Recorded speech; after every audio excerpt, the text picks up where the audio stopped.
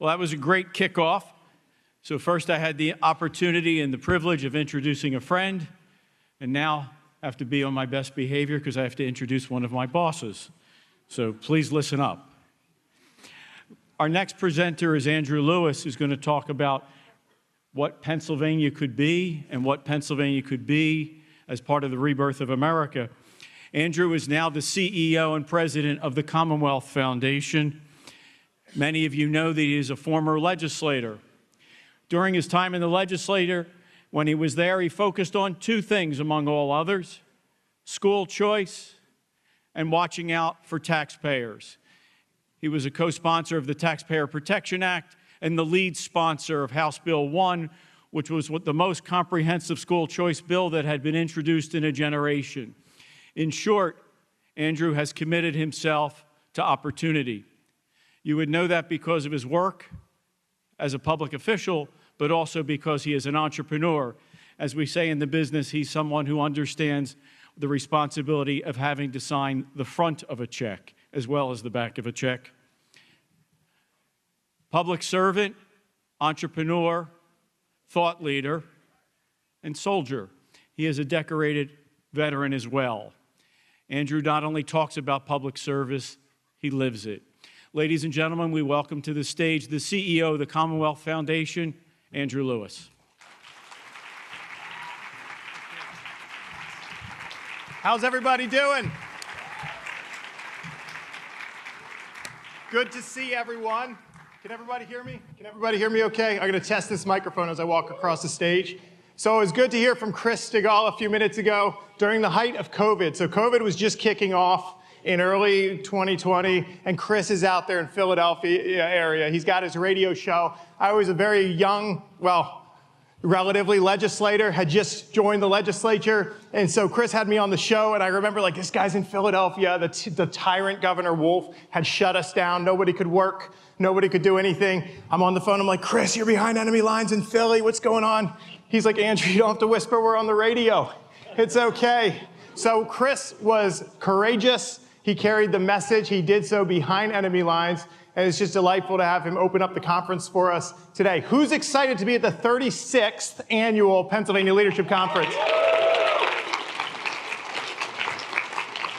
And if I can ask by show of hands, who here is here for the first time?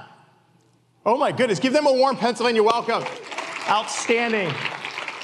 Good to have you. We have a few here for the first time. That's great to see. And who here, by show of hands, is staying at the Penn Harris? We got one or two. That's great. Good. Be prepared to walk 7.2 miles to get to your room. But it's a great place to stay, and it's exciting to be here. This is like the Mecca for Pennsylvania conservatives, right? We come together. It's the premier conservative conference in the country here in Pennsylvania, and it's so exciting to see everybody here early. So before the dinner tonight, when we'll have kind of a whole full crowd. So how many of you were excited in November, on November 5, wee hours of the morning, watching the results come in? Right? And how many of you were even more excited watching the Pennsylvania results coming in? That's right. Now, as the CEO of a 501c3 think tank, my team tells me I cannot tell you who I was rooting for. But as a private citizen, I can give some hints. I believe in putting America first.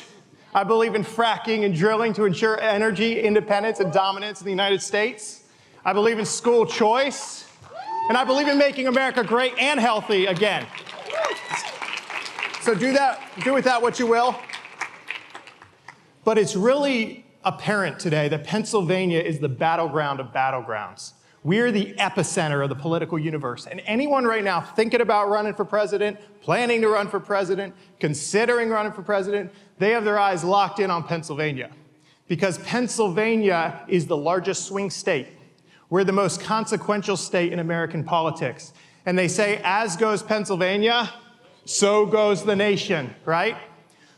So that means we have this outsized opportunity in Pennsylvania to not only just make a difference, but to model what right looks like for the rest of the country. Because if you think about it, we're at this moment where no matter who you were, if you're watching the election returns come in, I had buddies that I'd been in Iraq with like 18 years ago, and they're texting me on election night. I said, all right, Pennsylvania, what are you going to do? Are you going to bring it home for us? They're looking at Pennsylvania. Everyone in the country is looking at Pennsylvania to see what we're going to do. But here's what I'll tell you. And by the way, I just want to just dovetail for a second. Anecdotally, is anyone happy that Bob Casey is now retired? Yeah.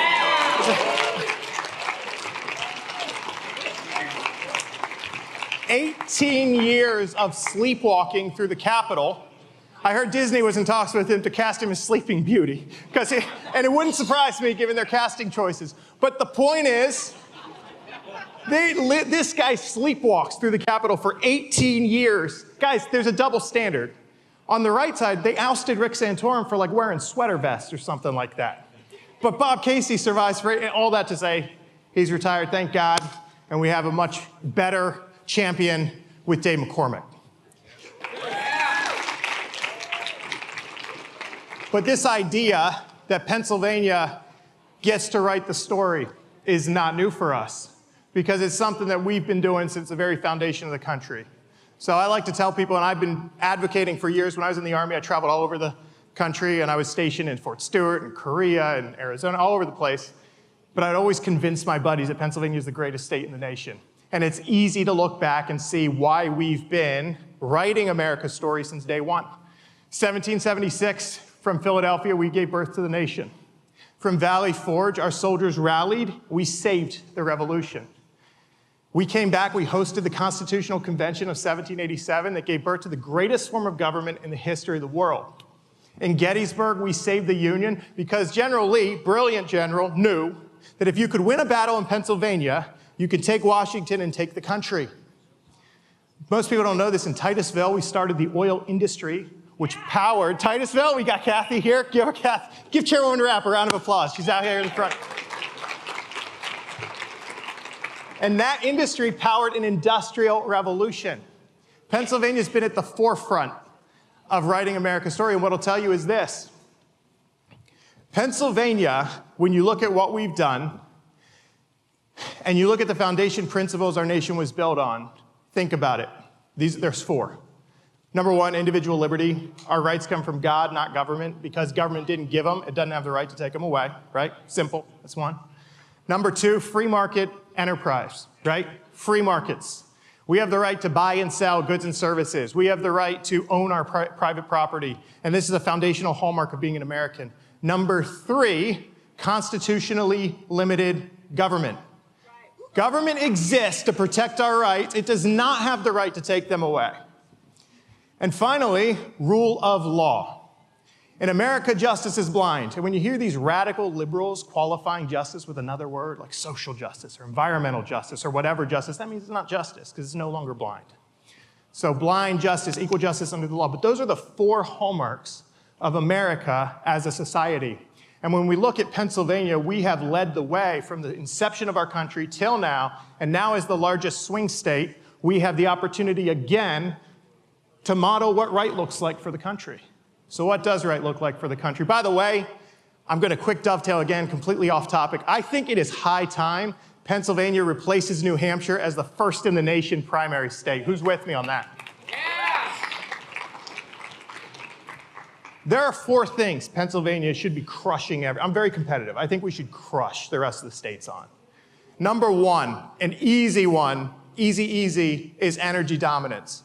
We have the natural gas under our feet, get this, to power the entire national electric grid for decades, if not a century, right under our feet. We should be the number one net exporter of energy in the country. That's one. Second, educational freedom. Every kid in Pennsylvania should have the freedom, going back to individual liberty, they should have the freedom to go to a school that works for them, not one that they were assigned to by the government. No other monopoly in the history of the world has worked. So why do we think that a government monopoly on education in these failing school district areas where they're indoctrinating our kids and they're not even letting us know what they're teaching them is going to work? It doesn't. We need to let the money follow the students so they can go to a school of their choice that works best for their family.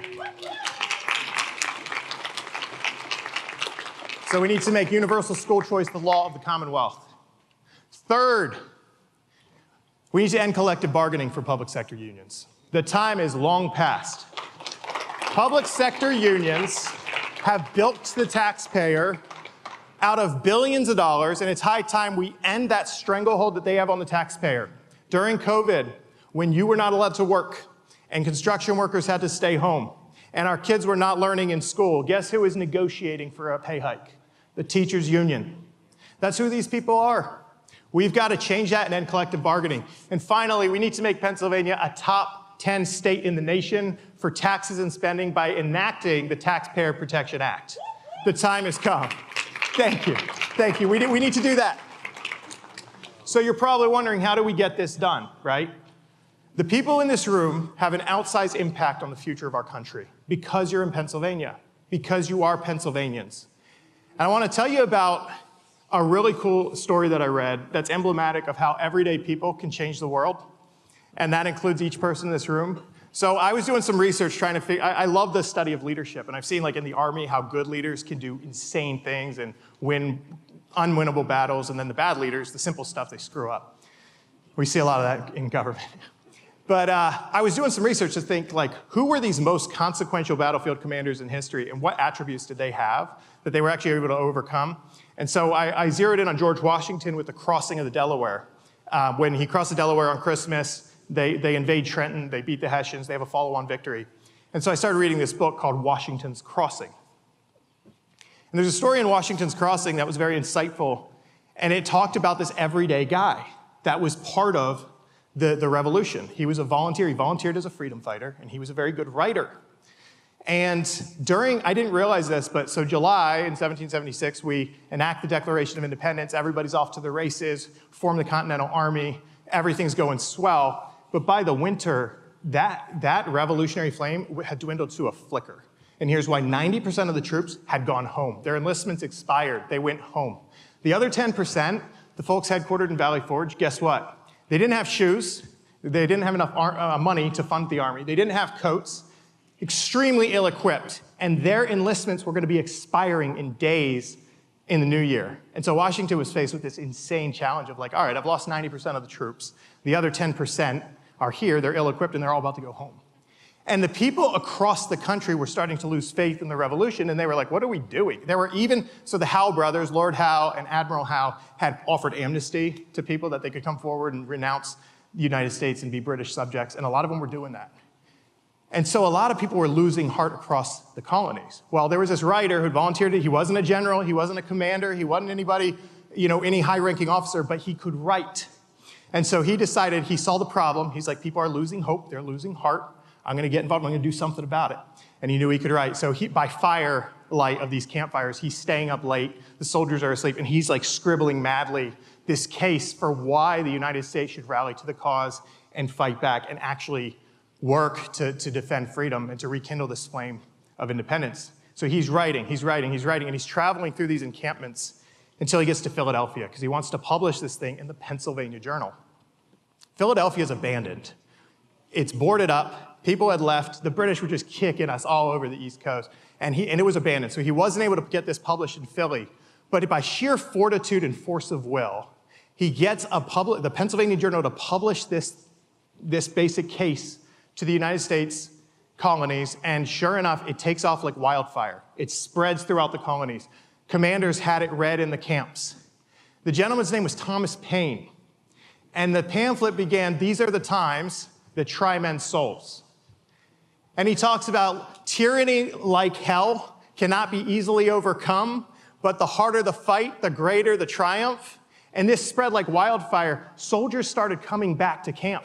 Volunteers started coming back. And George Washington had just enough of a spark that he needed to take those troops across the Delaware River, invade Trenton, infiltrate, beat the Hessians, win a follow-on decisive victory, turn the tide of the revolution, establish the United States of America. I don't think it would have been done if Thomas Paine had not have published The American Crisis. I don't think it would have happened. An everyday guy, came from modest means, did extraordinary things, used the one talent he had, which was writing, and I think it reignited the revolution. So today we are at a consequential impasse in Pennsylvania where 10 years from now, we're either going to be like Illinois and California and the Green New Dealers, or we're going to be like Florida and Ohio and even better, right? we have a choice to make today. So my ask of everyone in the room is embrace your inner talent. Go out there and use it. Get involved in the fight. And together, we will transform Pennsylvania. And in so doing, we will save America. Thank you so much. God bless each of you. Thank you. Appreciate it. Thank you. Thank you.